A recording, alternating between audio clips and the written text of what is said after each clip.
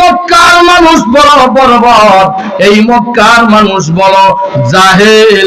নবী গো যত বড়ই শক্ত দিলই না কেন, ওগো দয়াল নবীজি আপনি যদি আমার কোরআন শরীফ ওদের সামনে তেলাওয়াত করেন, আমি আল্লাহ ঘোষণা করে দিলাম মনের মতন যদি তাদের দিল যদি পাথরের মতন শক্ত হয়, আমি আল্লাহর কোরআন শুইনা গো নবী মনের মতন নরম হয়ে যাবে। আল্লাহ বলেছেন নবী গো আমি আল্লাহ আপনাকে যেই জাতির মধ্যে প্রেরণ করেছি ওই জাতি হলো বর্বর, ওই জাতি হলো বড় জাহেল, সুতরাং আপনাকে তারা কষ্ট দিতে দ্বিধাবোধ করবে না। সুতরাং আপনি আমার কোরআন শরীফ মানুষের সামনে তেলাওয়াত করবেন, দেখবেন মানুষেরা আমার কোরআন শুনিয়া মনের মতন দিল নরম হইয়া কালিমা পড়ে মুসলমান হয়ে যাবে। এই কোরআনের মাহফিল হলো সেই মাহফিল, ঠিক কিনা বলেন? এজন্য রাসূল বলেন যারা কোরআনের মাহফিলে বসে লিকুল্লি শাইইন সিকালা ওয়া সিকালাতিল কুলুবু লিযিকরিল্লাহ, যে মেশিনের মধ্যে যদি জঙ্গার লাগে তাহলে আরেকটা মেশিনের প্রয়োজন হয় জঙ্গার ছুটাইতে, আর মানুষের কলবে যদি জঙ্গার লাগে কোরআনের মাহফিল ছাড়া জঙ্গার ছুটাইবার আর জিকির ছাড়া কোনো উপায় নাই, ঠিক কিনা বলেন? পৃথিবীর মানুষ গভীর মনোযোগ, আমার আল্লাহ বলেন বন্ধু গো আমি আল্লাহ আপনারে যে মক্কার জমিনে প্রেরণ করেছি, ওগো আমার বন্ধু এই মক্কার মানুষগণ নবীজি বড় বর্বর, আমি আল্লাহ আপনার কাছে যেই কোরআন শরীফ নবী নাজিল করেছি, ইয়া রাসূলুল্লাহ এই কোরআন শরীফ আপনি মক্কার মানুষদেরকে নবী আপনি তেলাওয়াত করে শুনাইবেন। আমি আল্লাহ জানায়া দিলাম এই কোরআন শুনলে এই মক্কার মানুষ ওদের অন্তর মমের মতন নরম হয়ে যাবে। আল্লাহর নবী ফজরের নামাজের পর প্রতিদিন কোরআন শরীফ তেলাওয়াত করতেন। কি সূরা? সূরাতুল ইয়াসিন। বলেন না সুবহানাল্লাহ। নবী যখন বলতেন ইয়াসিন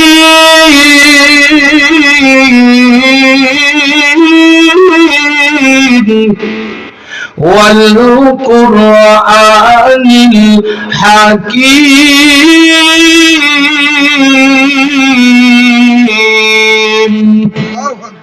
আমার আল্লাহ বলেন ও দুনিয়ার মানুষেরা আমার কোরআন যে তেলাওয়াত করবে আর কোরআন শরীফ যত সুন্দর করে তেলাওয়াত করবে, যত বড় পাথরের মতন শক্ত দিল না কেন গো মমের মতন তার দিল নরম হয়ে যাবে।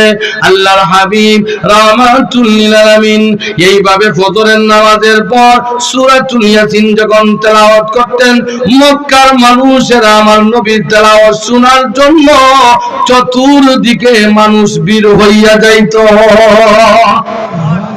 আল্লাহর নবী কণ্ঠটা এত সুন্দর ছিল, নবীর কণ্ঠ যত মানুষে শুনতো ততই তারা শোনার জন্য তারা খালি আগ্রহ বাড়ত।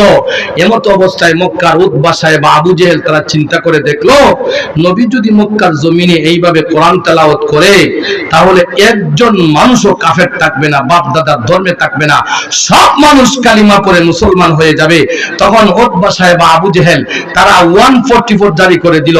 তারা জানায়া দিল হে মক্কার মানুষেরা, মুহাম্মদ যেভাবে কোরআন তেলাওয়াত করে তোমরা লা তাসমাউ লিহাযাল কোরআন, তোমরা কোরআন তেলাওয়াত তোমরা শুনতে পারবা না। বলেন তো কোরআন তেলাওয়াত যদি কেউ শুনেও না তাহলে এই কোরআন শরীফ আল্লাহর একদল বান্দা আছে কিনা কোরআন শোনার জন্য? বলেন ঠিক কিনা? আপনারা জানেন এই জায়গার মধ্যে এসেছেন, সবাই কি কোরআন শুনতে এসেছে? এই যে চতুর্দিকে তো অনেক মানুষ আছে ঘোরাঘুরি করে কি করে না, আর কিছু মানুষ আছে কোরআনের মাহফিল শোনার জন্য কষ্ট করে হলেও মাটির মধ্যে বসে থাকে, ঠিক কি না বলেন? সব মানুষের ভাগ্যে জুটে না কোরআন তেলাওয়াত শুনতে আর কোরআনের তাফসীর শুনতে, ঠিক কি না বলেন?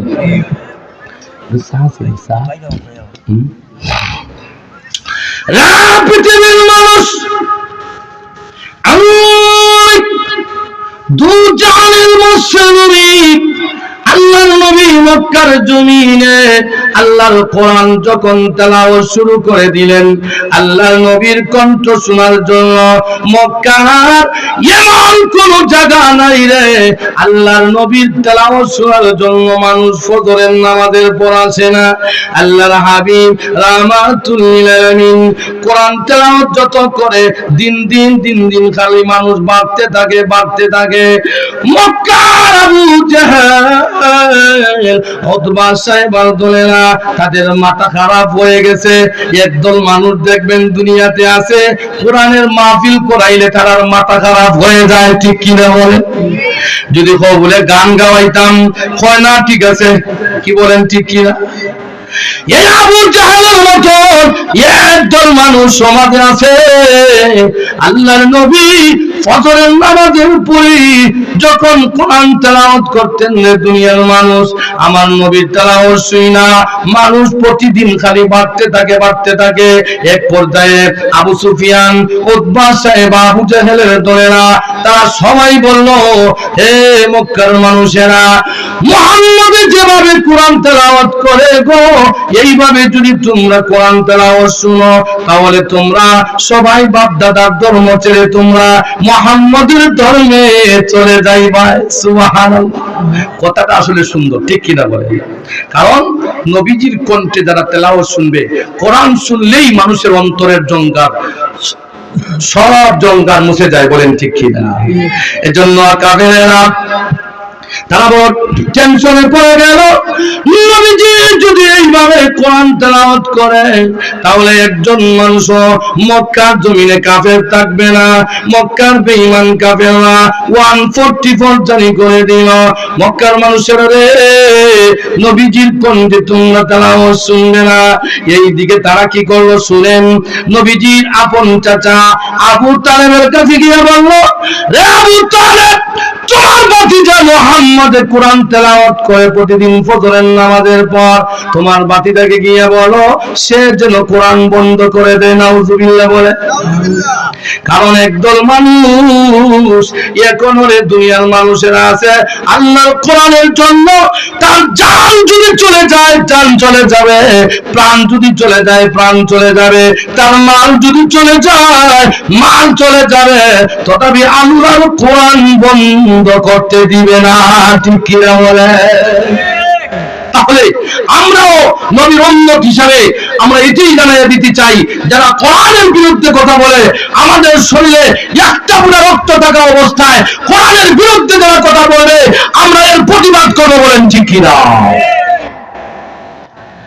একজন দুনিয়ার মানুষ আবু জাহেল আবু তালেবের কাছে গিয়ে বলল, আবু তালেব, তোমার ভাতিজাকে তুমি জানায়া দাও, সে যদি কোরআন শরীফ তেলাওয়াত বন্ধ করে দেয়, কালিমার দাওয়াত যদি বন্ধ করে দেয়, রে আবু তালেব, তোমার ভাতিজা মুহাম্মদকে আমরা মক্কার বড় নেতা বানায়া দিব। বলেন না নাউজুবিল্লাহ? একদল মানুষ নেতা হওয়ার জন্য মানুষ কোন কইরা হইলেও নেতা হতে চায়, ঠিক কিনা বলেন? এটা কিন্তু মুসলমানের কাজ নয়, এটা হলো ইহুদি খ্রিস্টানের কাজ, বলেন ঠিক কিনা?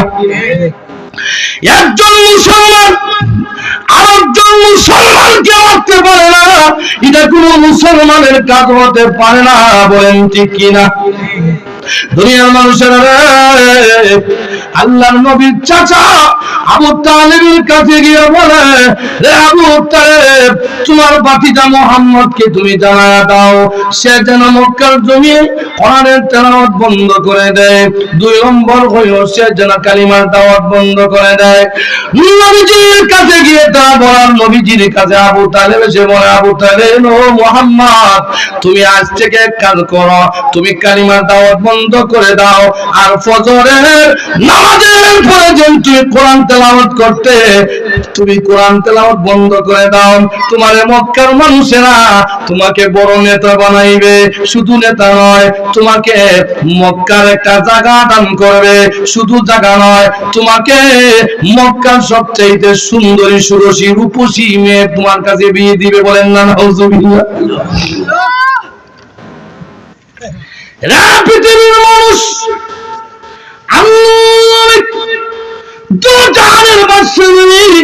আল্লাহর নবীর চাচা আবু তালেবের কাছে গিয়ে বললেন, আবু তালেবের কাছে বলেন, ও চাচা, তুমি মনে করেছো মনে হয় আমি মক্কার জমিনে কালিমার দাওয়াত বন্ধ করে দিব সুন্দরী রমণী মহিলার জন্য? কেমনে বিশ্বাস করলাই গো? তুমি মনে করেছো আমি মনে হয় মক্কার জমিনে আমি নেতা হওয়ার জন্য মনে হয় কালিমার দাওয়াত বন্ধ করে দিব?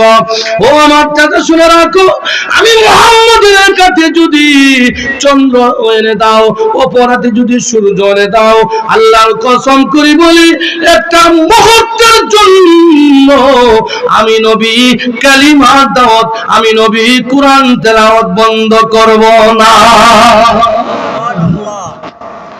এমনি আমার নবী জানায় দিলেন, হে মক্কার মানুষ, তোমরা আমাকে কি করবা? আমার আল্লাহ আমাকে জানায় দিয়েছেন, ওগো নবীজি, আমি আল্লাহ আপনার পাহারাদারি করব। পৃথিবীর কোন বেঈমান কাফের আপনার ক্ষতি করতে পারবে না। আল্লাহ তার পাহারাদার হয়ে যায়। সারা পৃথিবীর মানুষ যদি তার শত্রু হয়, তাহলে তারে কি মারতে পারবে? পৃথিবীর মানুষকে আমার নবী ছেলে শুনে দিলেন, তোমরা আমাকে মারতে আসো, আমি দ্বিধা করি না। আল্লাহর নবীর আশিকেরা শুনে কোন পৃথিবীর জমিনে আছে হক কথা বলবে, মরণকে এসে ভয় পায় না, ঠিক কি না? একটু জিকির করে লা ইলাহা, জোরে জোরে লা জোরে লা বহুদূরে মাদিনা আমরা কেমনে যাব জানিনা, রে বহু দূরে মদিনা আমরা কেমনে দয়া কর দয়ার আল্লাহ পুরনের বাসনা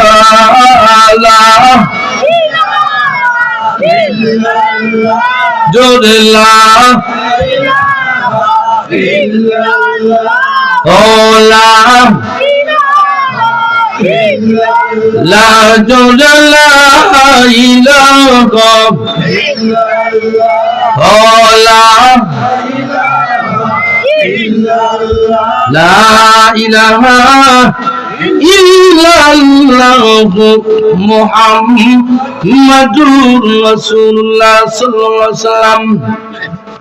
রে পৃথিবীর মানুষ, আমার নবীজি আল্লাহর নবীর আপন চাচা আবু তালেব কি বললেন, আবু তালেব চাচা গো, আপনি আমাকে মনে করেছেন সুন্দরী মহিলা পাইয়া মনে হয় কালিমার দাওয়াত বন্ধ করে দিব?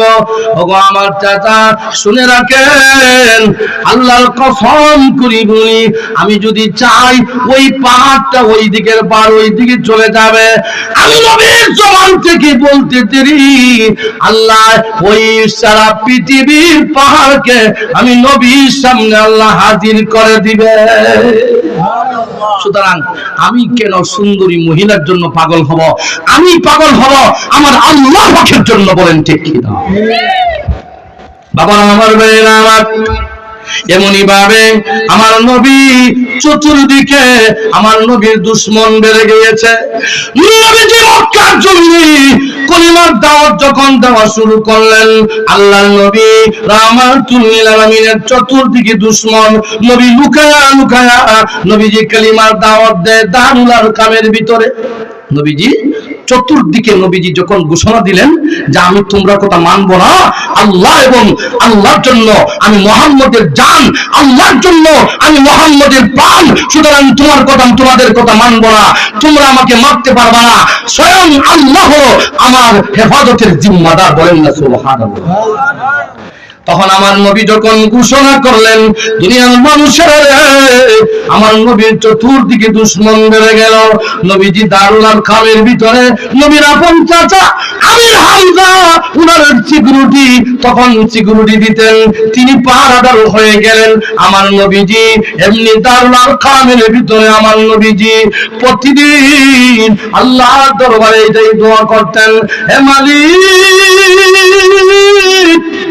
আমি এতিম মুহাম্মদ গো, আমার মাথার উপরে সারা পৃথিবীর দায়িত্ব আপনি দিয়েছেন। আল্লাহ গো, আমি কেমনে গো আমি এই কালিমার দাওয়াত আমি প্রচার করব? আমার আপন চাচি উম্মে জামিল পর্যন্ত আমার বিরুদ্ধে বদনাম গায়। মক্কার আনাচে কানাচে ঘরে ঘরে গিয়া বলে, হে মক্কার মানুষ, আমার যে একটা আমার গোষ্ঠীর একজন আমার বিয়াই মুহাম্মদ হলো নবীজির, এই উম্মে জামিলের বিয়াই ছিলেন আমার নবীজি। ঘরে ঘরে গিয়া বলে, তোমরা কারে? মুহাম্মদ নামে ওই ব্যক্তি যে নবুয়তি পেয়েছে, এই বন্ধ নবী, তার কথা মাইনো না। নাউযুবিল্লাহ। দেখেন, নিজের মানুষই যদি আপনার বিরুদ্ধে যদি কোনো গান গায়, মানুষে বিশ্বাস করে। আপনার বিরুদ্ধে যদি কোনো বদনাম গায়, এটাও মানুষে বিশ্বাস করে। ঠিক কিনা বলেন? মানুষে মনে করে যে নিজের মানুষে তো তার বিরুদ্ধে মিথ্যা কথা বলতে পারে না। ঠিক কিনা বলেন? এমনি আমার নবী দারুল আরকামের ভিতরে আল্লাহর নবী তাহাজ্জুদের নামাজ পড়া, আল্লাহর নবী একদিন দোয়া শুরু করছে। এই চতুর্দিকে আমার নবীর বিরুদ্ধে যখন চতুর্দিকে চক্রান্ত শুরু হয়ে গেছে, আল্লাহ বলেন, বন্ধু আমার, আপনি ডরায়েন না, এই চক্রান্ত একটা সেকেন্ডের ভিতরে আমি দূর করে দিব। আল্লাহ চাইলে পারে কি পারে? রে পৃথিবীর মানুষ, আমি এমনি তাহাজ্জুদের নামাজ পড়িয়া আমার নবীজি একদিন আল্লাহর দরবারে দোয়া করলেন, আল্লাহ গো, হয় তুমি আবু জেহেলকে তুমি মুসলমান বানাও, আল্লাহ হয় খাত্তাবের বেটা উমরকে আল্লাহ তুমি মুসলমান বানাও। আল্লাহ গো, এই দুই কাফের বড় ডাঙ্গর কাফের, ওরা সাহস বড় বেশি। আল্লাহ, দুইজনের মধ্যে যদি একজনকে আপনি মুসলমান বানায়া দেন, আল্লাহ কোরআনের দাওয়াত দিতে, কালিমার দাওয়াত দিতে আমি মুহাম্মদের জন্য একটু সহজ হয়ে যায়। সুবহানাল্লাহ। আমি জিজ্ঞেস করতে চাই আপনাদেরকে যে নবী যদি আল্লাহর কাছে দোয়া করেন, আল্লাহ কি কোনো দোয়া ফিরাইয়া দিবে? দিবে ফিরাইয়া? না। যে মাত্র আল্লাহর দরবারে দোয়া করলেন, আমার আল্লাহ জানায়া দিলেন, ওগো বন্ধু, আপনার দরখাস্ত গো বন্ধু আমি মঞ্জুর করে নিলাম। সুবহানাল্লাহ। এ আমার বন্ধু, আমি আপনার দরখাস্ত মঞ্জুর করে নিলাম গো আমার নবীজি। আমি আল্লাহ উমরের জন্য আপনার দরখাস্ত মঞ্জুর করে নিলাম, তবে একটা ধাক্কায় নয়, তিনটা ধাক্কায় গো বন্ধু উমরকে আমি মুসলমান বানাইব। বলেন কয় ধাক্কা? তিনটা ধাক্কায়। এমনি আমার আল্লাহ নবীকে আমার আল্লাহ সান্ত্বনা দিলেন, আমার নবীও খুশি হয়ে গেলেন। কারণ আমার আল্লাহ বলেন, বন্ধু 1 লক্ষ মতান্তরে গো বন্ধু 2,24,000 পয়গম্বর পৃথিবীর জমিনে, সব নবীরা আমি আল্লাহকে খুশি করার জন্য পাগল থাকতো। ওগো আমার বন্ধু, ও আমার নবীজি, আপনারে খুশি করার জন্য গো নবী আমি আল্লাহ 24 ঘন্টা পাগল থাকি। আমার আল্লাহ বলেন, বন্ধু আপনি বেজার করেন, এটা আমি আল্লাহ বরদাস্ত করতে পারি না গো বন্ধু। যান যান, আমি উমরকে আপনার জন্য হেদায়েত আমি করে দিব, যাতে আপনার কালিমার দাওয়াত দিতে সহজ হয় গো নবীজি। আল্লাহর হাবিব রাহমাতুল লিল আলামিন খুশি হয়ে গেলেন। তবে আল্লাহ জানায়া দিবেন কয় ধাক্কায়? 3 ধাক্কায়। কষ্ট হইতেছে না? শুনবেন কথা, আপনারা উঠা বসা করবেন না। আল্লাহর হাবিব রাহমাতুল লিল আলামিন বলেন, আমার আল্লাহ বলেছেন 3 ধাক্কায়। এমনি মনে মনে আশ্চর্য, কেমনে আল্লাহ কিভাবে মুসলমান বানাইবেন আল্লাহই ভালো জানেন। দুনিয়ার মানুষে আমার নবীজি এমনি দোয়া প্রতিদিনই নবীজি করে, এমনি আমার বাবারা, আমার ভাইরা, আল্লাহর হাবিব রাহমাতুল লিল আলামিন যে দারুল আরকামের কাছে একটা মসজিদ বানাইলেন ছোট করে।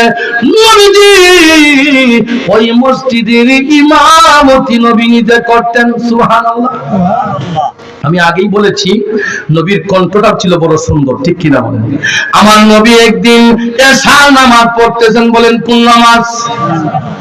নবীজি এশার নামাজ নবী পড়তেছেন, এমনি আমার নবী একটা সূরা তেলাওয়াত করতেছেন এশার নামাজের মধ্যে।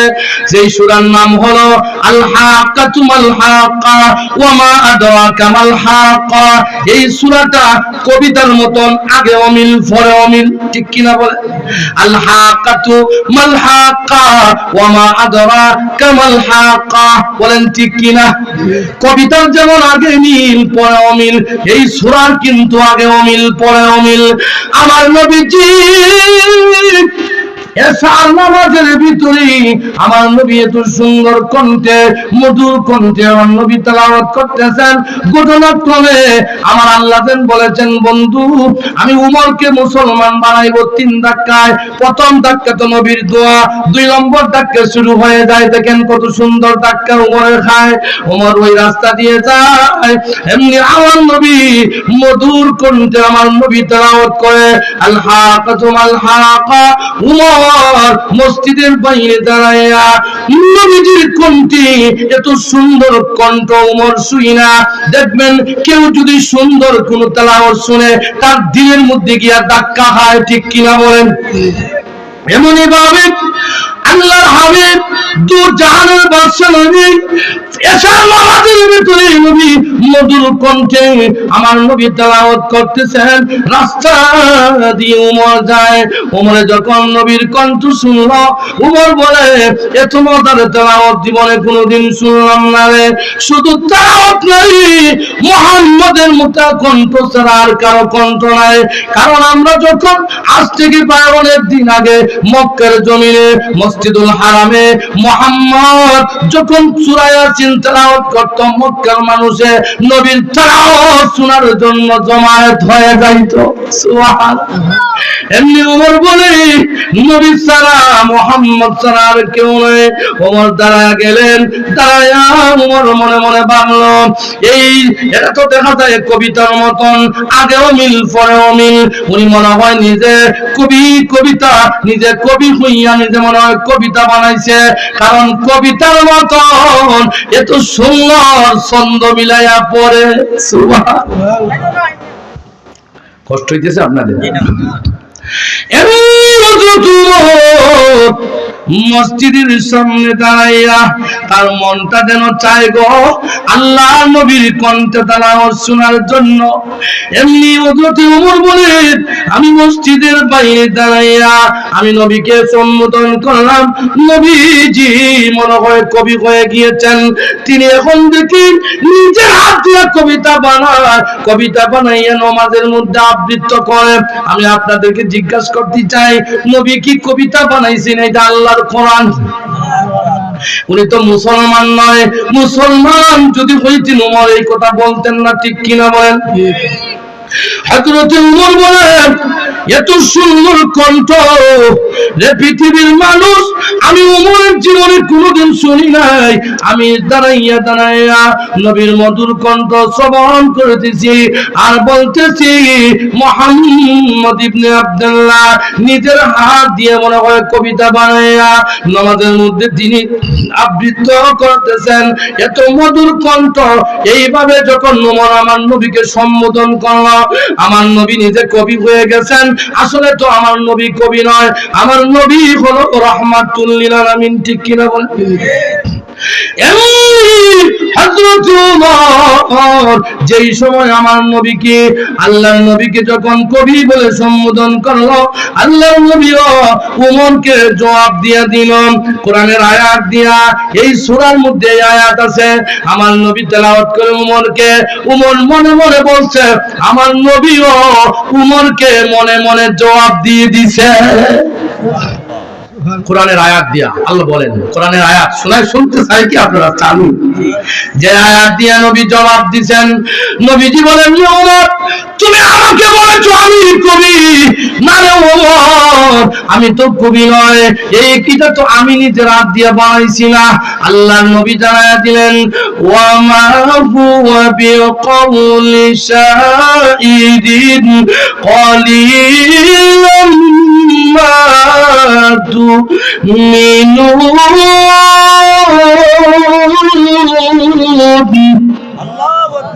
আল্লাহ নবী বলেন উমর রে তুমি আমাকে বলেছো কবি, না রে উমর, ওমা হুয়া বিকাউলি শায়ের।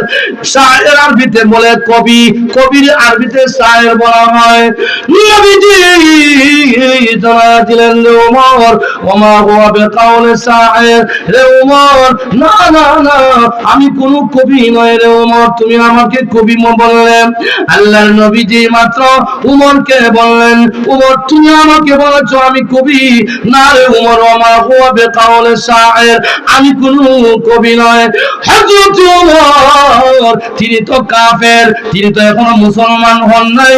উমর বলে আমি মুহাম্মদকে তো আমি আস্তে আস্তে বলেছি, তিনি মনে হয় কবি হয়ে গিয়েছেন। মুহাম্মদ ইবনে আব্দুল্লাহ কিভাবে জানলেন আমি যে ওনাকে কবি বলে আখ্যায়িত করেছি? সুবহানাল্লাহ বলেন তো, একজন ওলি যদি চোখ মুজলে সারা পৃথিবী দেখতে পায়, নবী কি দেখতে পায় কি পায় না? এটা হলো আহলে সুন্নাত ওয়াল জামাতের আকীদা, ঠিক কি না বলেন? একদল আছে আমার নবীকে গায়েব জানে না বলে, বলেন ঠিক কি না? বলে কি বলে না? আমি বলবো আমার নবী সাধারণ রাবিয়া বছরই এমনি যদি বাতাসের মধ্যে উনি যায় নামাজ বিছায় নামাজ পড়তে পারে, আল্লাহর নবী যিনি হলেন নবীদের সর্দার হলেন, ঠিক কি না? তিনি কি পারবেন না? যা ইচ্ছা আল্লাহ তাকে তা দান করবে, ঠিক কি না? হযরত ওমর এমনি ডাক দিয়ে বলি আমি তো নবীকে বলেছি, মনে মনে আমি নবীকে বলেছি তিনি মনে হয় কবি হয়ে গিয়েছেন, কিন্তু আমি যে ওনাকে কবি বলে আমি আখ্যায়িত করলাম, এটা তো আমি ফুকাইরা কথাটা বলছি না, আমি আস্তে আস্তে বলেছি মনে মনে, ঠিক কিনা বলে। কিন্তু মুহাম্মদ ইবনে আব্দুল্লাহ এই কথাটা কিভাবে জানলেন?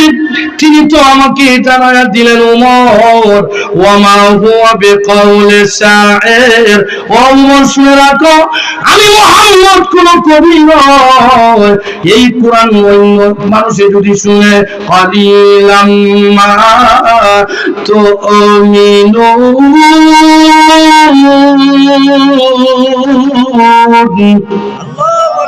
আল্লাহু আকবার, আরো জোরে বলেন।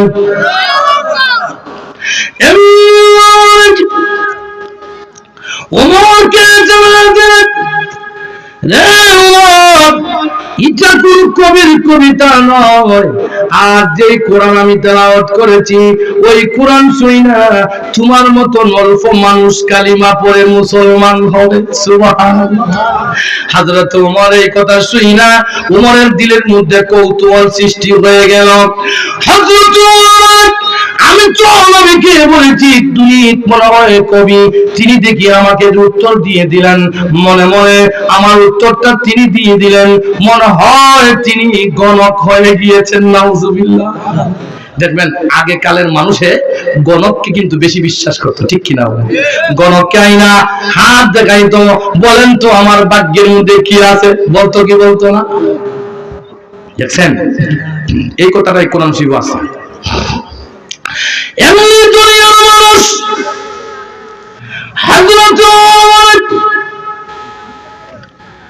আমার নবীকে আমি বলেছি কবি, কিন্তু নবী আমাকে উত্তরে বললেন ও উমর এটা কোন কবির কবিতা নয় উমর, এই কোরআন শুইনা অল্প সংখ্যক মানুষ মুসলমান হবে, তোমার মতন মানুষ মুসলমান হবে।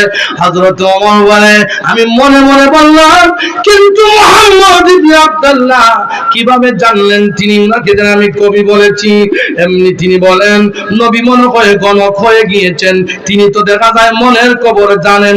সুবহানাল্লাহ। দেখছেন নি উনি কিন্তু মনে মনে বাড়া ধারণা করছে, কিন্তু মনের খবর জানে কে? আল্লাহ। হযরত ওমর বলেন তিনি মনে হয় কবি হয়ে গিয়েছেন, না হয় তিনি গণক হয়ে গিয়েছেন। আমার নবীজি জবাবে বললেন যে ওমর আমি তো গণক নয়। কোরআনের আয়াত দিয়ে তিনি বললেন, আল্লাহ বলেন ওয়ামা হুয়া বিল কাউলি হিনিন কলিলাম মা তুমিনুন।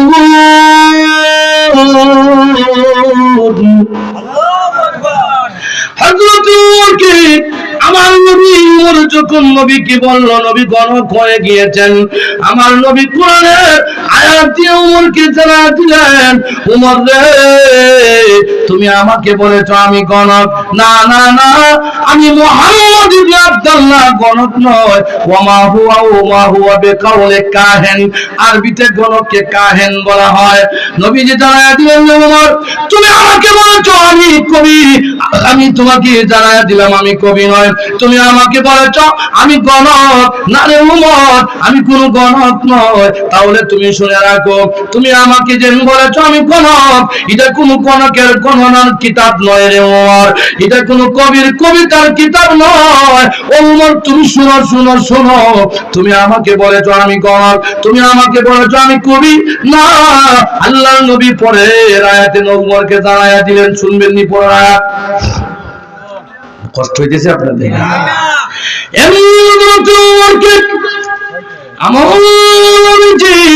হযরত ওমরকে বললেন, ওমর রে তুমি আমাকে বলেছ গণক, এটা কোন গণকের বই নয়, এটা কোন কবির কবিতার বই নয়। তুমি শোনো, হযরত ওমরকে নবীজি জানায়া দিলেন, তানজিলুম মির রাব্বিল আলামিন।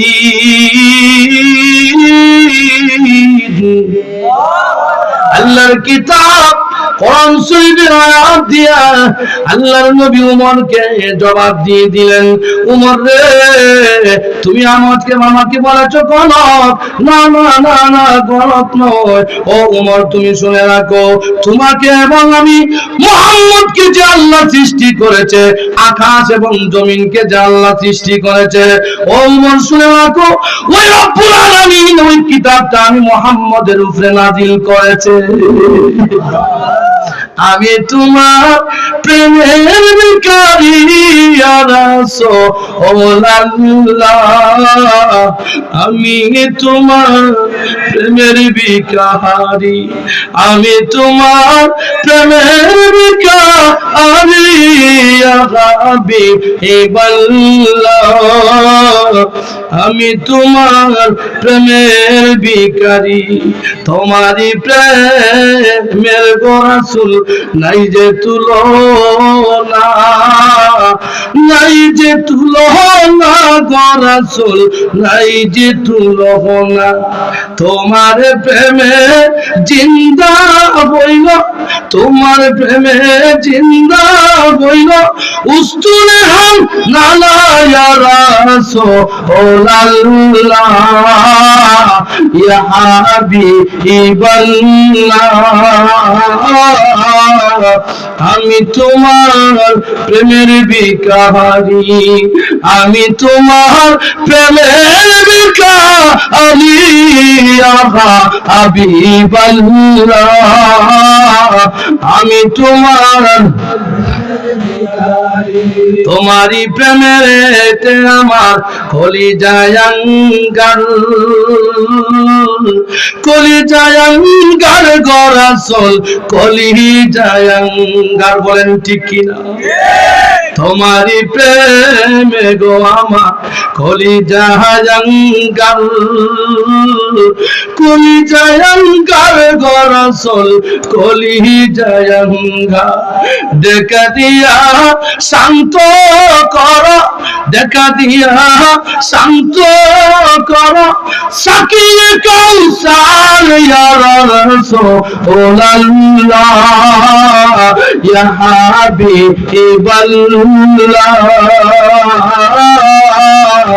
আমি তোমার প্রেমের ভিখারি, আমি তোমার প্রেমের ভিখারি ইয়া রাসূলুল্লাহ, আমি তোমার প্রেমের ভিখারি হিজাব উঠাও দিদার দেখাও ধন্য করো মোরে ধন্য করো মোরে গো রাসূল ধন্য করো মোরে তোমারি দিদার বিহনে তোমারি দিদার বিহনে পাঁচ মানে ইয়া রাসূলুল্লাহ ইয়া হাবিবাল্লাহ আমি তোমার প্রেমের ভিখারি বলেন ঠিক কিনা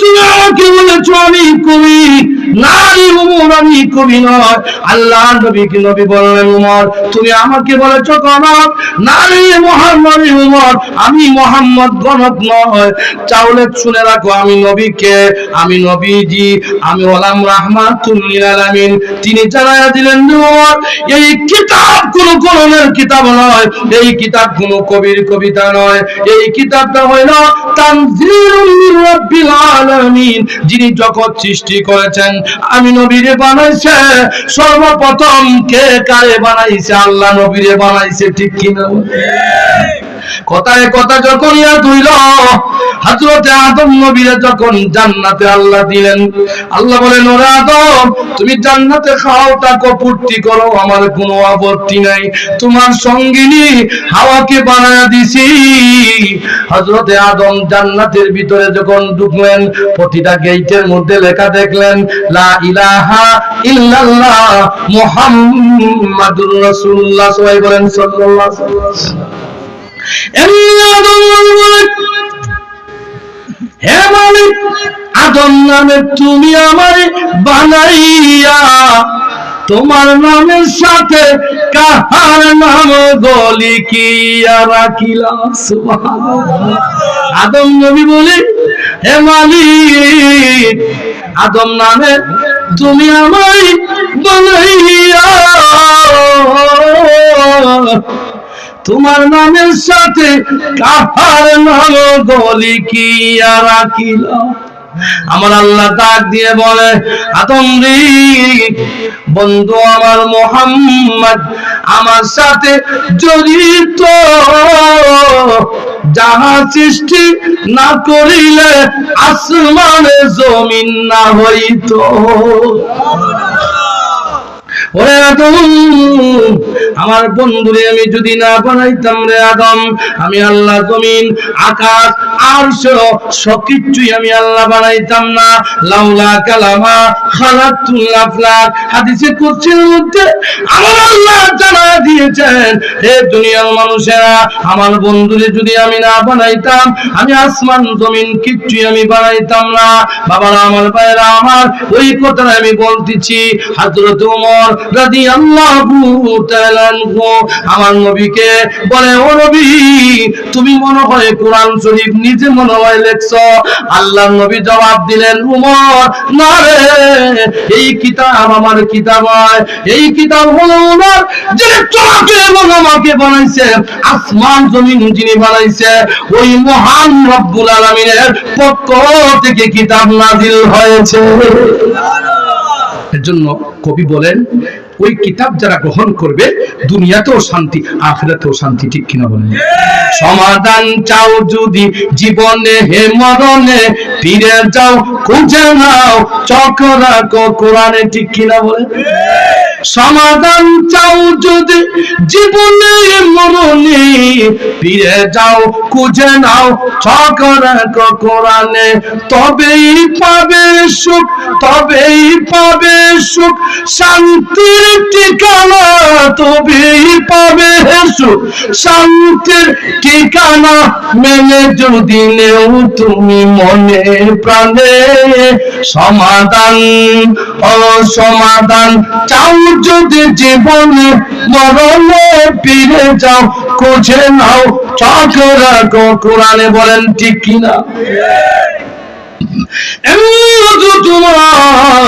উনাকে আমার নবী জানায়া দিলেন ওমর এই কিতাব হলো রব্বুল আলামিনের ঠিক কিনা বলেন ওমরের 2 নম্বর টাকা খাইছিনি উমর এখন 2 নম্বর ধাক্কা যখন উমর খাইছে, হযরত উমর আল্লাহর নবীর প্রতি তার মনটা একটু অগ্রসর হইছে। সুবহানাল্লাহ। আল্লাহ বলেন আমি যারে হেদায়েত করতে চাই কেউ তারে গোমরাহ করতে পারে না, ঠিক কিনা বলেন?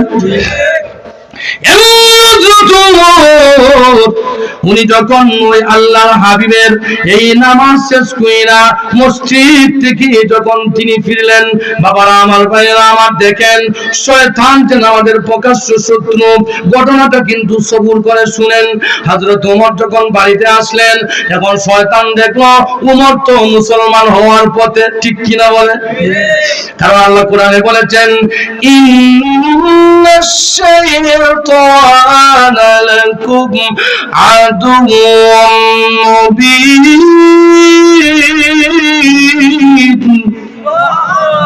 আরো জোরে বলে আল্লাহু আকবার। হযরত ওমর আল্লাহ কোরআনে জানায় দিয়েছেন শয়তান হলো আমাদের প্রকাশ্য শত্রু, ঠিক কিনা বলে? কোরআন টানে উমরকে মুসলমানের দিকে, আর শয়তান ওনাকে টানে জাহান্নামের দিকে, ঠিক কিনা বলেন? যখন তিনি বাড়িতে আসলেন, বাড়িতে আসার পরে মক্কার বেঈমান কাফেররা বড় একটা মিটিং ডাকছে। আব্দে মুন্নাফের গোত্র ব্যতীত মক্কার জমিনে যত গোত্র ছিল সবাই তারা একটা একটা করে সবাই অংশগ্রহণ করছে। তারা মিটিং এ রায় করছে মুহাম্মদ ইবনে আব্দুল্লাহ যেভাবে কালিমার দাওয়াত শুরু করেছে লুকায়া লুকায়া, মনে হয় মক্কার কোন মানুষ আর আমাদের ধর্মের মধ্যে থাকবে না, কালিমা পড়ে মুসলমান হয়ে যাবে। আবু জেহেল দাঁড়ায় বলল কে আসো, মুহাম্মদের মাথা কাটবা। নাউজুবিল্লাহ বলেন তো, যিনি আল্লাহ যার হেফাজতের দায়িত্ব, কোন মানুষ কি তার মাথা কাটতে পারবে? হযরত ওমর উনি দাঁড়ায় গেলেন, আবু জেহেল আমি ছাড়া মুহাম্মদের মাথা কেউ কাটতে পারবে না। দেখছেন শয়তানে কি ইনজেকশন দিছেন মধ্যে। এই আগের দিন হযরত ওমর নবীজির কণ্ঠ শুনে তার দিলটা একটু খুশি হয়েছিল নবীর প্রতি। শয়তানে দেখছেন কি ইনজেকশন মারছে। সে দাঁড়ায় বলে আমি ছাড়া কেউ মক্কার জমিনে এত বড় স্পর্ধা কেন নাই, এত বড় সাহস কেন নাই, মুহাম্মদের মাথা কাটতে পারলে আমি কাটবো। নাউজুবিল্লাহ। এখন আবু জেহেল বলে হে উমর, খাত্তাবের বেটা উমর, তুই ছাড়া এই ঘটনাটা কেউ ঘটাইতে পারবে না। উনি রাঙ্গা তরবারি লিখছে। দেখছেন আমাদের গাউবলি ভাষায় একটা বলে যে যত বেশি উদায় ততই তার খেউল হয়, ঠিক কিনা বলেন?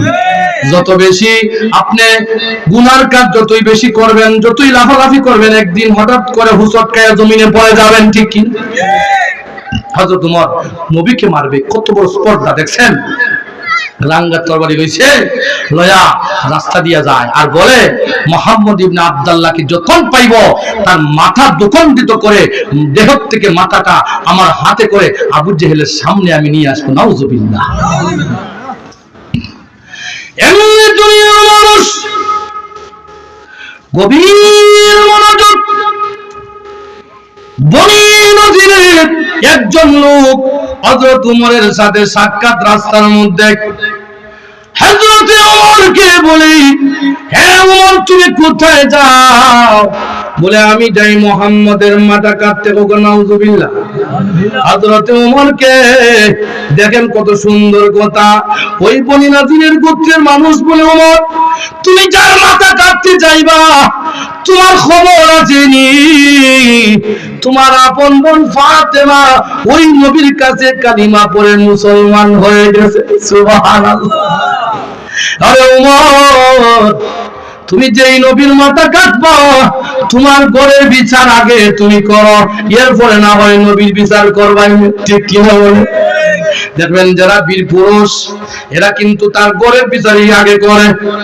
আমাদের সমাজের একদম মানুষ আছে নিজের ঘরের বিচার করতে পারে না, পাড়ার বিচার করে 1000 টাকা ঘুষ খায় না, ঠিক কি?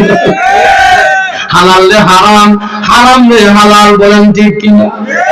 হালাল হারাম না মানিয়া এত টাকা করছো কামাই, এত টাকা রাখবা কোথায়? কাপনের তো পকেট নাই। ঠিক কিনা বলেন? এত টাকা লইয়া কেউ কি, এত টাকা লইয়া কেউ কি কবরে গেছে, কি জবাব দিবি রে তুই মৌলারি কাছে, ঠিক কিনা বলে? ওরে মানুষ হইছ বেহুশ দুনিয়ার পিছে, কি জবাব দিবে রে তুই আল্লাহরই কাছে, ঠিক কিনা বলেন? ও সাতাইলের মুসলমান বিচারি বাবা, আমি আপনাদেরকে দুই হাত জোর করে বলে যাই, যারা বিচার করো তারা কপাল বড় ভালো, ঠিক কিনা বলেন? কারণ হাসরের মাঠে নবীর হাদিসটা যখন শোনা হইল আমি বইলাই ফেলি, নবী বলেছেন ইমামুল আদিলুন হাসরের মাঠে আরশে আযমের ছায়া ছাড়া যেদিন কোনো ছায়া থাকবে না, আল্লাহ ন্যায় বিচারককে আমার আল্লাহ ডাক দিয়া বলবেন, এ ন্যায় বিচারক শুনে রাখ, তুই দুনিয়ার জমিনে ন্যায় বিচার করেছিলে, ন্যায় রে ন্যায় বলেছিলে, অন্যায় রে অন্যায় তুই বলেছিলে, আমি আল্লাহ আমিও ছিলাম ন্যায় বিচারক, সুতরাং আমি আল্লাহ ঘোষণা করলাম, আমি আল্লাহ আরশে আযমের ছায়ার তলে আমি তোরে বিচারীদের জায়গা দিলাম। তাহলে ন্যায় বিচার করার দরকার আছে কি আছে না?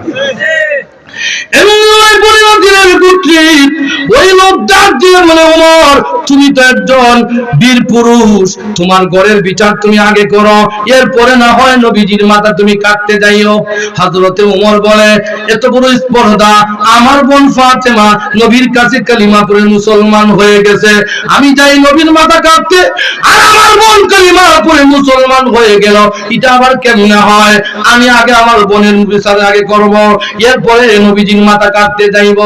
দুনিয়ার মানুষেরা রে, উমর নবীজিকে মাথা না কাটার জন্য উনি নিষেধ হয়ে গেল মনে মনে, আগে বাড়ির দিকে রওনা হইছে, বাড়ির সামনে গেছে, ঘরের সামনে উমরকে, উমরের পণ্যে তিনি বিয়া দিয়ে দিয়েছেন, বিয়া যে করে দিয়েছেন ওই করে উমর গেছে, ঘরের সামনে উমর দাঁড়ায় শুনে আল্লাহর কুরআন শরীফের তেলাওয়াত শোনা যায়।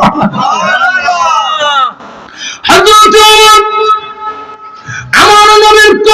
আমার নবীর কণ্ঠ শুনেছিল কিছুদিন আগে, শোনা চিনি।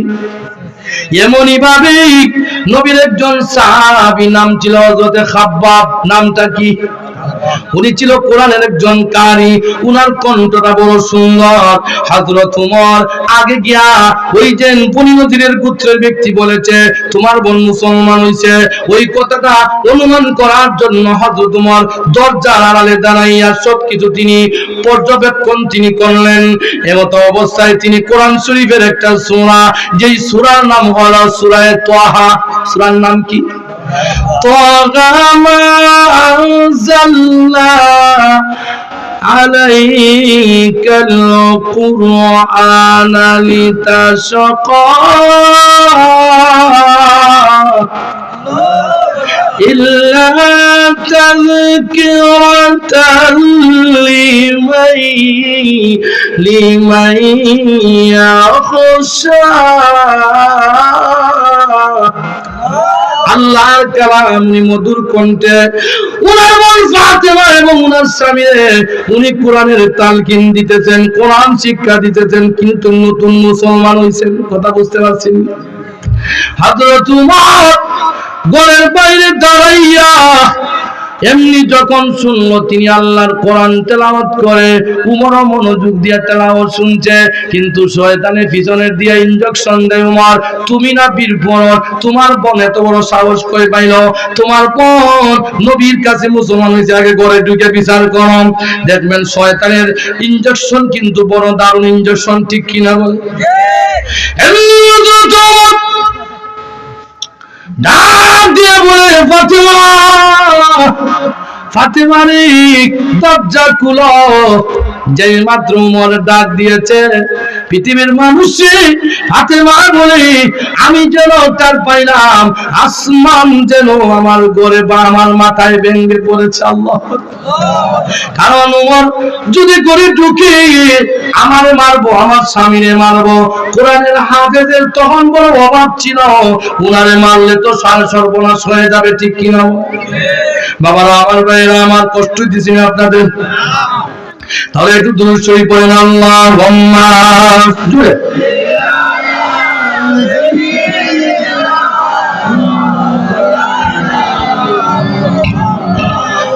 আলা আলি মাওলানা। এমনি হযরত ওমর ডাক দিয়ে বলে, বোন ফাতিমা, তোমার এত বড় স্পর্ধা কেমনে হইল? তুমি আমার বোন হইয়া নবীর কাছে গিয়ে তুমি কলিমা পড়ে মুসলমান হইলে। ফাতেমা রে, দরজা আগে খুল।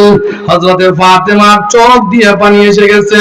ও স্বামী, তুমি দরজার আড়ালে লুকায়া যাও। আর খাব্বাবকে বললেন, রে খাব্বাব, তোমাকে যদি আমার বাড়ি করে ঢুকে পায়, তোমাকে সব আগে মারবে। তুমি না কোরআনের হাফেজ, তুমি না কোরআনের একজন কারি, তোমরা দুজন সেফ হয়ে যাও কোরআনের জন্য। আমি ফাতেমা যদি মরতে হয়, আমি ফাতেমা আগে মরবো, এরপরে তোমরা না হয়ে মরবা। আমি আমার বাড়ির দরজা খুলে দিচ্ছি। বাবারা আমার, ভাইরা আমার, হযরত ওমর রাদিয়াল্লাহু তাআলা আনহুকে ওনার বোন দরজা যখন খুললেন, হযরত ওমর বোনকে বলে, ফাতেমা, এত বড় স্পর্ধা তোরে কে দিল? আমার বোন হইয়া নবীর কাছে তুই কালিমা পড়ে তুই মুসলমান হয়ে গেলে। হযরতে ফাতেমা বলে, ভাই, আমি এই কোরআনের জন্য আমার প্রাণ যদি চলে যায়, আল্লাহর কসম করে বলি, একটা সেকেন্ডের জন্য আমি আল্লাহর কোরআন আমি বাদ দিতে পারি না। হে ভাই ওমর, শুনো, আমার জান যাইতে পারে, আমার মাল যাইতে পারে, আমার ইজ্জত যাইতে পারে, আমার সম্মান চলে যাইতে পারে, একটা সেকেন্ডের জন্য আমি নবী হারা হতে পারি না। বাবারা আমার, ভাইরা আমার, হযরত ওমর রাদিয়াল্লাহু তাআলা আনহু শয়তান ইনজেকশন দিতেছে। হযরত ওমর বোনকে এমন ভাবে মারলো, মারতে মারতে হযরত ফাতেমা তিনি অজ্ঞান হয়ে গেলেন। বাবারা আমার, ভাইরা আমার, দেখবেন বাবা যখন সন্তানকে মারে, রাগর বশবর্তী হইয়া বাবা কিন্তু সন্তানকে প্রথম মাইরা এরপরে কান্দে, ঠিক কি না? হযরত ওমর বোনকে মেরেছে, কিন্তু হযরত ওমর বোনকে মাইরা খালি কান্দে। আরে বোন, জীবনে তোর মারলাম না কেন? তুই নবীর কাছে গিয়ে কালিমা পড়ে রে বোন, তুই মুসলমান হইলে। আমি তোর এত মারলাম, তুই অজ্ঞান হয়ে গেলে মনে হয় নাকি তুই দুনিয়া ছেড়ে চলে যাবে। এমতো অবস্থায় কথা শেষ করতে না করতে ফাতেমার হুশ আসছে। ফাতেমার হুশ আসার পরে হযরত ওমর বলে, বোন রে, কি তুই নবীর কলিমা পড়বে, কালি কোরআন শরীফ পড়বে? হযরত ওমর বলে, ভাই ওমর, হযরত ফাতেমা বলে, ভাই ওমর রে, শুনে রাখো, ও ভাই ওমর শুনে রাখো, তুমি আমাকে মারছো, আরো তুমি মারো। যারা নবীর কাছে কালিমা পড়ে মুসলমান হয়ে যায়, ওরা যতই মার খায় ততই তাদের ঈমান মজবুত হয়, ঠিক কি না? রে বোন, রে ভাই ওমর, তুমি আমাকে মারছো, এইভাবে যদি আমি ফাতেমা দুনিয়া ছেড়ে চলে যায়, আল্লাহ যদি কোনো অবস্থাকে আমারে যদি আমার আল্লাহ আবার জিন্দা করে, আবার যদি তুমি ভাই ওমর আমাকে মারো, কালিমা ছাড়ার জন্য আল্লাহর কসম করি, একবার নয়, দুইবার নয়, 1000 বার আমি ফাতেমা মরতে রাজি, একটা সেকেন্ডের জন্য আল্লাহর নবী ছাড়তে রাজি না। হযরত ওমর বলেন, রে ফাতেমা, শুনো, তুইও নবীর জন্য, কোরআনের জন্য যখন তোরে তো প্রেম ভালোবাসা দে, দেখি যে কোরআনের জন্য তোর জান এবং প্রাণ। ও বল ফাতেমা, আমার মনে চাইছে তোর কোরআনটা আমি এক নজর পড়ার জন্য। সুবহানাল্লাহ। এই দেখেন 3 নম্বর ধাক্কা শুরু হয়ে গেছে। কয় নম্বর ধাক্কা? লা ইলাহা ইল্লাল্লাহ, ইল্লাল্লাহ, জোরে লা ইলাহা, লা জোরে লা, লা জোরে লা ইলাহা, লা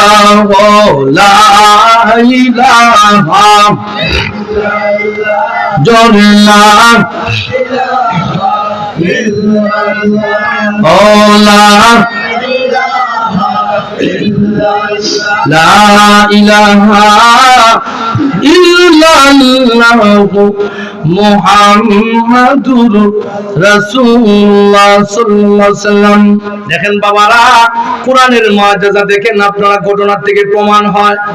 হযরত ফাতিমা বলে, ও ভাই, তুমি আল্লাহর কোরআন শরীফ তোমার আমি এমনি দিব না, কারণ আল্লাহ কোরআনে বলেছেন ইন্নামাল মুশরিকুনা নাজাসুন, মুশরিক যারা, কাফের যারা, এরা হইল নাপাক। ঠিক কিনা বলে?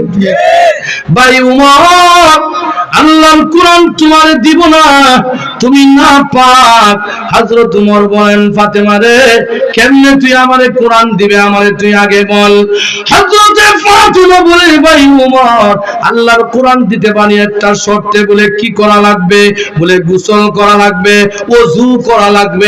হযরত উমর বলে, ও ফাতেমা, আমি যখন ঘরের বাইরে আমি দাঁড়ায় ছিলাম রে ফাতেমা, কে যেন আল্লাহর কোরআন তেলাওয়াত করছে এত সুন্দর করে, আমার জীবনে এত মজার কোরআন আমি আর শুনি নাই। হযরত উমর রেবল, ফাতেমা, আমি গোসল করব, ওযু করব, এরপরে কি তুমি আমারে কোরআন দিবে? অবশ্যই দিব। হযরত উমর দেখছেন 3 নম্বর ধাক্কা শুরু হয়ে গেছে। সুবহানাল্লাহ। আবার আমার ভাইরা আমার, উমর অন্তরের মধ্যে একটা স্পৃহা সৃষ্টি হয়ে গেছে আল্লাহর কোরআনের জন্য। হযরত উমর দৌড় দিয়ে গিয়ে গোসল করল, ওযু কইরা। হযরত উমর তখন তো কাগজের কোরআন ছিল না, তখন ছিল এই চামড়ার, উটের চামড়ার মধ্যে খোদাই করা কোরআন শরীফ। বলেন না সুবহানাল্লাহ। হযরত উমর ফাতেমা, আমি তো ওযু করে আসছি, গোসল করে আসছি, একবার কোরআন আমার হাতে দে। আমার মনে চায় আল্লাহর কোরআন এত সুন্দর, এত মজার, আমার জানে চাই আমি পড়তে। উমর তো কিন্তু শিক্ষিত মানুষ ছিলেন, একদিকে তিনি আরবি মানুষ ছিলেন। হযরত উমর কোরআন তেলাওয়াত তিনি করতে পারতেন। হযরত বোন ফাতেমা ওই উটের চামড়া খোদাই কিন্তু কোরআন শরীফ একটা সূরা, যেই সূরার নাম হলো সূরা তাহা। এই সূরা তাহা হযরত উমরের সামনে দিলেন, ভাই তুমি পড়ো, তুমি না আমারে কোরআনের জন্য মারলে, দেখো দেখো আল্লাহর কোরআন কত মজা। হযরত উমর, ও পৃথিবীর মানুষ, আমি আল্লাহর কোরআন যখন পড়তে পড়তে এই সূরা তাহার মধ্যে একটা আয়াত আছে, আর এই যে আয়াতে আল্লাহ বলেছেন ইন্নানি আনাল্লাহ লা ইলাহা ইল্লা আনা ফা'বুদনি।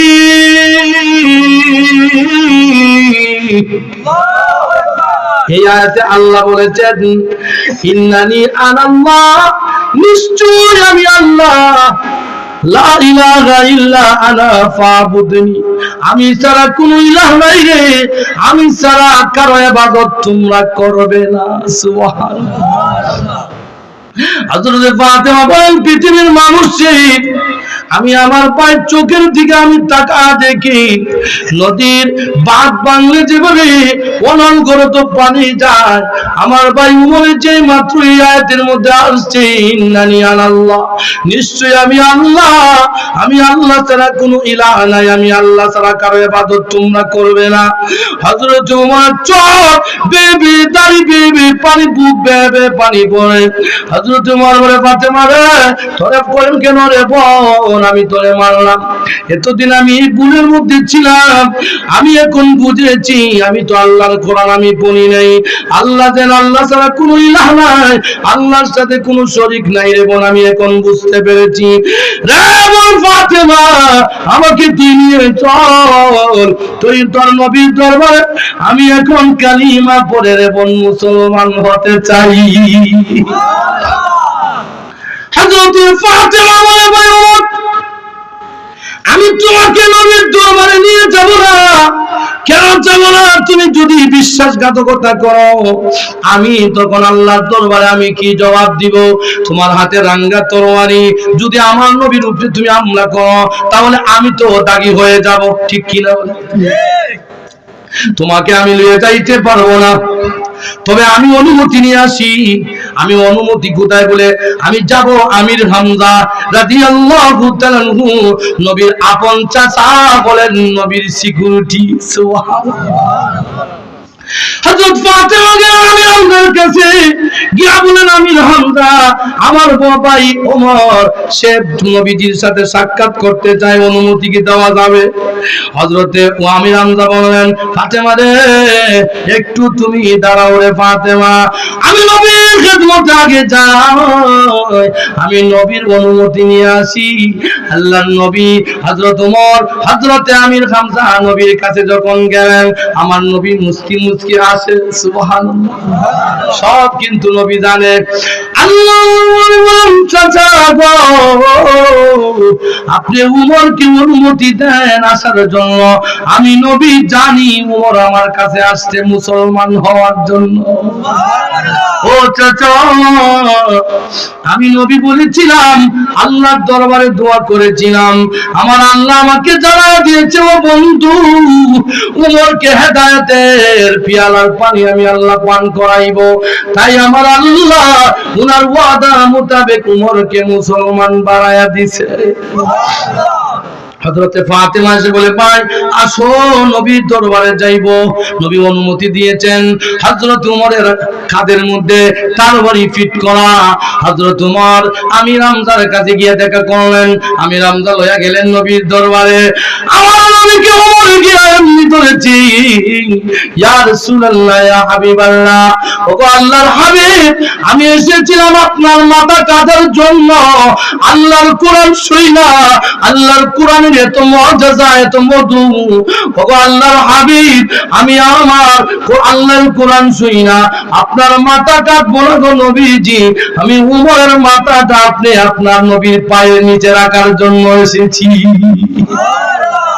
এমনি আমার নবী বলেন, তুমি না আমার মাথা কাটার জন্য আসছিলে? হযরত ওমর বলেন, ইয়া রাসূলুল্লাহ, আমি বুঝি নাই, আমি অবুঝ ছিলাম ইসলামের জন্য।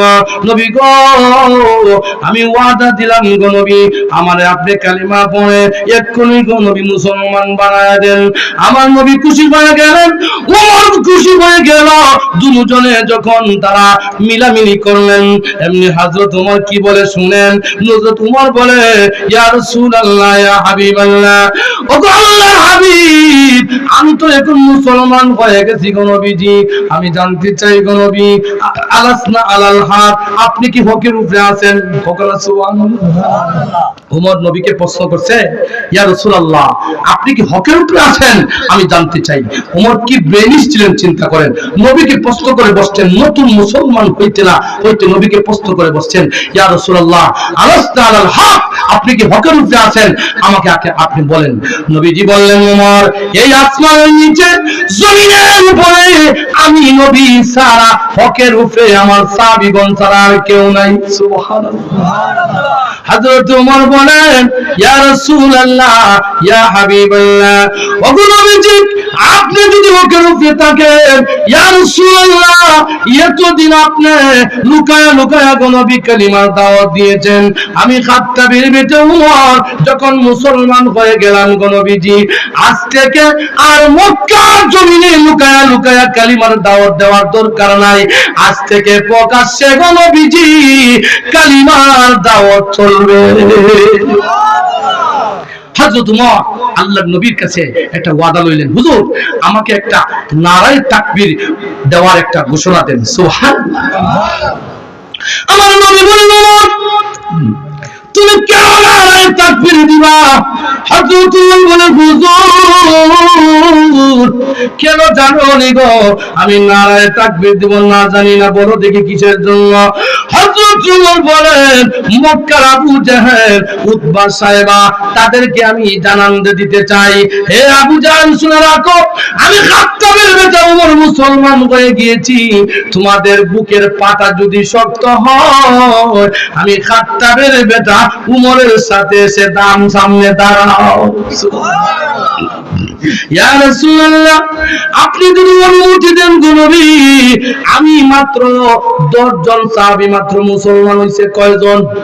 মাত্র 10 জন, উমরকে লইয়া 11 জন। নবীজি বললেন যাও তোমাকে আমি অনুমতি দিলাম। হযরত উমর বলেন আমি 5 জনের সেরা আমি সামনে গেলাম, আর আমির হামজাকে দিলাম আরো 5 জনের সেরা বানাইয়া। উনি বলেন নারায়ে তাকবীর, আল্লাহু আকবারের ধ্বনি দিয়া মক্কার ঘরের সামনেই ছিল আবু জেহেলের বাড়ি। কথা বুঝছেন? মক্কার সামনে নবীজির ওই আবু জেহেলের বাড়ির সামনে দাঁড়াইয়া ওমর বলে হে মক্কার মানুষেরা, হে মক্কার উতবা সাহেব আবু জেহেল, তোমরা শুনে রাখো, শুনে রাখো, তোমাদের যদি সাহস থাকে, স্পর্ধা থাকে, আমি খাত্তাবের বেটা উমরের সামনে এসে দাঁড়াও। তোমরা যদি তোমাদের সন্তানদেরকে যদি এতিম বানাইতে চাও, আমি খাত্তাবের বেটা উমরের সামনে এসে দাঁড়াও। তোমাদের স্ত্রীগণকে যদি তোমরা বিধবা বানাইতে চাও, আমি খাত্তাবের বেটা উমরের সামনে দাঁড়াও। হযরত উমরের হুঙ্কার শুনিনা এই মক্কার যত কাফেররা ছিল সব কাফেরের জবান বন্ধ হয়ে গেছে। সুবহানাল্লাহ। এরপরে আমার নবী বলেন ও পৃথিবীর মানুষেরা, প্রকাশ্যে উমর মুসলমান হওয়ার পরে প্রকাশ্যে আমরা তখন কালিমার দাওয়াত মক্কার জমিনে প্রচার হয়ে গেছে।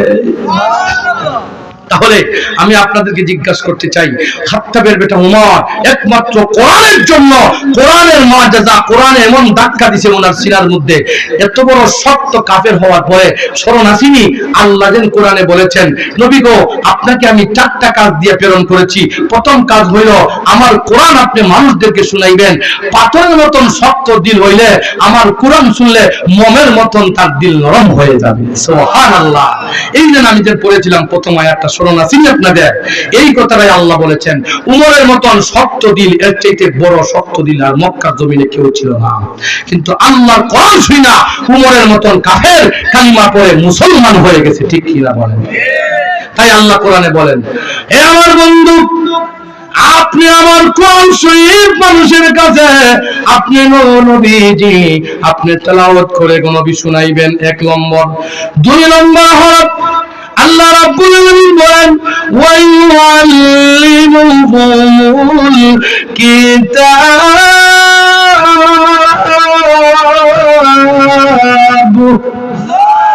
আমার আল্লাহ বলেন ওগো নবীজি মানুষদেরকে গো নবী আমার কোরআনটা আপনি শিক্ষা দিবেন। বলেন না সুবহানাল্লাহ। এখন তো কোরআন শিক্ষা সমাজে নাই, ঠিক কিনা বলেন?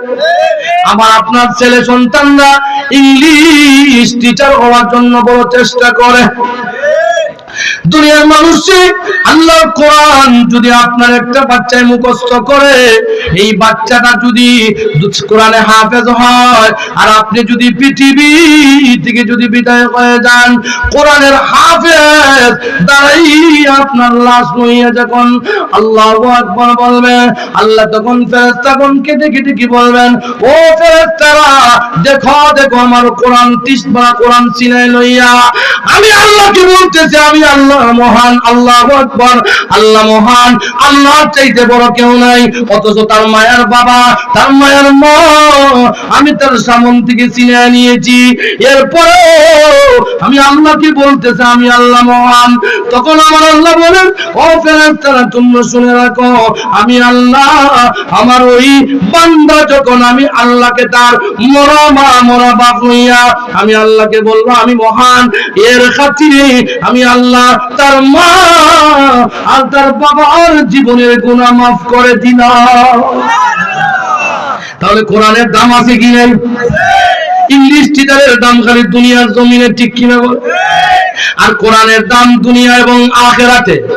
আপনার বাচ্চা যদি কোরআনের হাফেজ হয়, আল্লাহ রাসূল বলেছেন হাসরের মাঠে আল্লাহ বলবেন ইয়াকুলু ইয়া সাহিবাল কোরআন, হে কোরআন ওয়ালা ইকরা ওয়ারতাকি ওয়ারাতিল কামা কুনতা তুরাদ্দিলু ফিদ দুনিয়া ফাইন্না মানজিলাতাকা ইনদা আখিরাতিন তাকরাউহা। হে কোরআন ওয়ালা দুনিয়াতে কোরআনকে ভালোবেসেছিলে, কোরআনকে তুই হাফেজ হয়েছিলে, আমি আল্লাহর চূড়ান্ত সিদ্ধান্ত হইল এক আয়াত পড়বে এক তালা উঠবে, এক আয়াত পড়বে এক তালা উঠবে, পড়বে আর চড়বে, পড়বে আর চড়বে। আল্লাহ বলবেন, হে কোরআনের হাফেজ, আমি আল্লাহ চূড়ান্ত সিদ্ধান্ত বললাম, কোরআনের আয়াত যেখানে গিয়ে শেষ হবে ওই জায়গায় আমি আল্লাহ তোরে জান্নাতের বাসস্থান দিব। তাহলে কোরআনের দাম আছে কি নেই? আমরা আজকে দেখি কোরআনের যেই মক্তবে আর ইমাম সাহেব কোরআন শিক্ষা দেয়, মক্তবের ইমামের দাম নাই, ঠিক কিনা বলেন? এটাই হলো আখেরি জামানার আলামত। অথচ যে কোরআন শিক্ষা দেয়, যে কোরআন দুনিয়া এবং আখিরাতে আমাদের কাজে লাগবে কি লাগবে না? যে কোরআন আমাকে হাসরের মাঠে, আল্লাহর নবী বুখারীর হাদিস, কোরআন শরীফ যারা মহব্বত করবে, কোরআনকে যারা ধারণ করবে সিনার মধ্যে, যারা কোরআন এই যে শুনেছেন আপনারা গভীর রাত পর্যন্ত শুনেছেন, আল্লাহ রাসূল বলেছেন কোরআন শরীফ হাসরের কঠিন ময়দানে গিয়া বলবে, হে দুনিয়ার মানুষেরা, ইন্নাল কোরআনা ইয়ালকা সাহিবাহু ইয়াউমাল কিয়ামা। কোরআন কি বলবে, তুমি কি আমাকে চিনো গো? আনতারিফুনি, তুমি কি আমাকে চিনো? তখন আমি বলবো, কে তুমি? তুমি কে? বিপদের সময় দেখি আমার কাছে তুমি আমার পরিচয় জানতে চাও। একটা নেকির জন্য মার কাছে গেলাম, মাকে দিয়ে বললাম, মা গো একটা নেকি দিয়ে আমার সাহায্য করো। মা দে না, কোরআন সাক্ষী, ইয়াউমা ইয়াফিরুল মারউ মিন আখি ওয়া উম্মিহি ওয়া আবি। আল্লাহ বলেছেন একটা নেকির জন্য গিয়া বাইরে বলবে, ভাই তুমি না আমার দুনিয়াত বড় ভালোবাসতে, হে আব্বা তুমি না আমাকে মাথার ঘাম পায়ে ফেলাইয়া তুমি আমাকে লালন পালন করেছো, আব্বা গো দেখো জাহান্নামের আগুন দাউ দাউ করে জ্বলতেছে, একটা নেকি নাই, এর জন্য আমি আজকে জাহান্নামের লাকড়ি হব, একটা নেকি চাই, একটা নেকি দাও।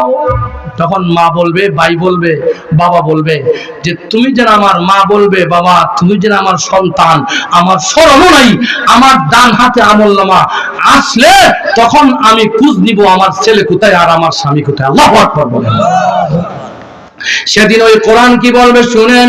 আল্লাহর নবী কোন কল্প কাহিনী আমি বলতেছি না, বুখারী শরীফের হাদিসে নবীজি বলেছেন, কোরআন গিয়ে বলবে, ইন্নাল কোরআনা ইয়ালকা সাহিবাহু ইয়াউমাল কিয়ামা। কোরআন গিয়ে বলবে, হে কোরআন ওয়ালা আনতারিফুনি, তুমি কি আমাকে চিনো? তখন আমি আপনি বলবো, কে গো তুমি, তোমার পরিচয় দাও। তখন কোরআন বলবে, ওয়াসাল আনা সাহিবুকাল কোরআন, আমি বললাম দুনিয়ার সাথী তোর কোরআন, তুই কত রাত্রি কোরআনের আলোচনা শোনার জন্য ওয়াসালতু লাইলা, আরবিতে রাতে লাইলুন বলা হয়। কোরআন কি বলবে, হে কোরআন ওয়ালা ওয়াসালতু লাইলা, তুই কত রাত্রি আমার কোরআন শোনার, কোরআনের তাফসীর শোনার জন্য তুই দিনাতের রাত তুই মাটির মধ্যে তুই পয়সা তুই কাটায়া দিতে। আমি বললাম তোর সেই কোরআন, আমি তোরে ওয়াদা দিলাম রে, যতক্ষণ পর্যন্ত জান্নাতের টিকিট আল্লাহ তোরে না দিবে ততক্ষণ পর্যন্ত আমি তোকে ছেড়ে যাব না। এজন্য দুনিয়ার মানুষেরা কোরআনের দাম আছে কি নাই?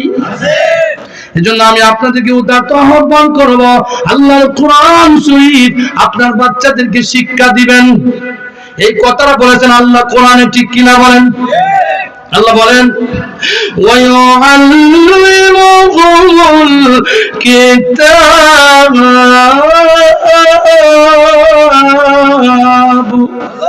আমার আল্লাহ বলেন, যখন আমার নবীজি 2 নম্বর কাম হইল আপনি মানুষদেরকে কোরআন শিক্ষা দিবেন।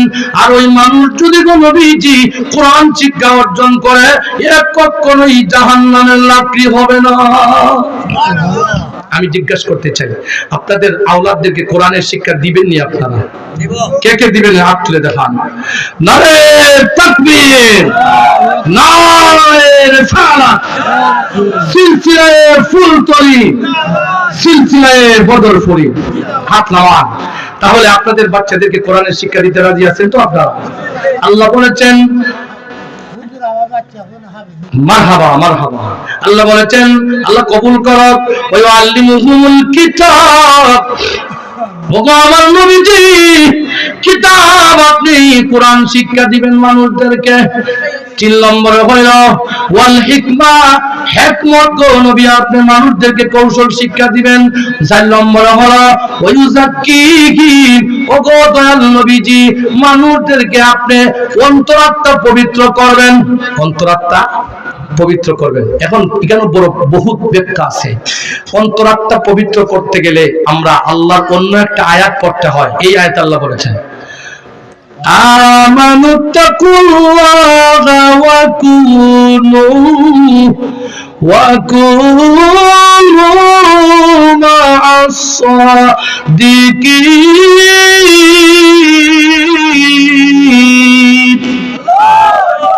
আমার আল্লাহ বলেন তোমাদের অন্তর যদি পরিষ্কার করতে চাও তাহলে তোমরা ওলি যারা, বন্ধু যারা, সাদিকিন যারা তাদের সঙ্গে হও। ঠিক কিনা বলে?